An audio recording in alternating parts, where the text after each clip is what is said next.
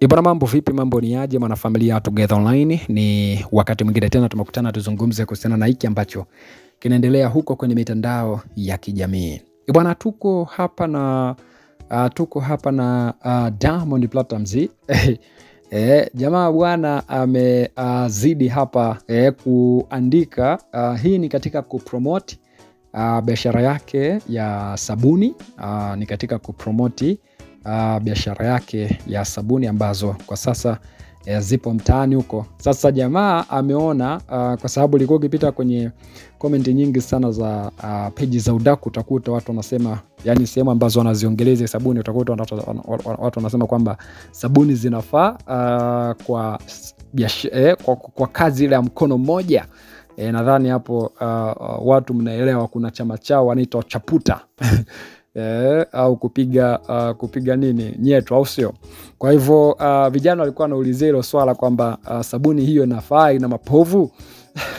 Sasa Diamond bwana ameamua kujibu, kwa sababu ameona hoja nyingi ya vijana ni wanaulizia, je, sabuni na mapovu ya kutosha kwamba inafaa kwenye shughuli ya master. Unaona bwana. Sasa ameweza kuposti hapa sabuni hizi zikiwa kwenye city ya private jet ambako jana bwana juzi by the way aliweza kwenda nao kule Ghana. Sasa alafu nakuja na kuandika kwamba kwa utamu gani wakati na upata hata kwa sabuni ya Wasafi. Maana yake hapa ameambatanisha na ule wimbo wake wa Shoe. Unaona bwana, wimbo wake wa Shoe. Diamond Platnumz alafu anakuja na kuandika hiyo caption kwamba kwa utamu gani ambao hata upata kwenye sabuni za Wasafi. Da. Hapa wimbo, acha tumsikilize hapa. Ndio kwamba ukileta kwa wauni tunaila na tutoi. Na tutoi nini?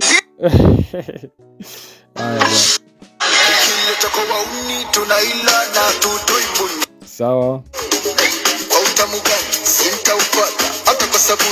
Sasa jamaa anaandika kwamba kwa utamu gani wakati na upata kwa sabuni ya Wasafi.